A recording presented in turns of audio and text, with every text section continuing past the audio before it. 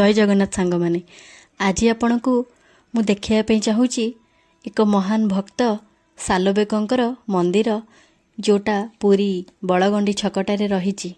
भक्त सालबेग प्रभु जगन्नाथंकर जड़े महान भक्त बोली कहले अत्युक्ति हेब नाही। तांको पिता मोगल सुबेदार लालबेग और माता ब्राह्मणी ललिता।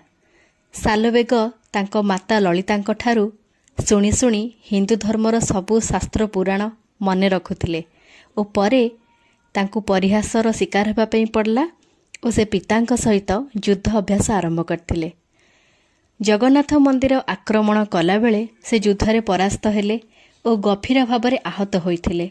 से भाबिथिले से आउ बंचिबे नाही, किंतु भावविनोदिया ठाकुर प्रभु जगन्नाथंकर अपार करुणारू से सुस्थ होइथिले और परे जगन्नाथंकर परम भक्त रूपे विवेचित होइथिले।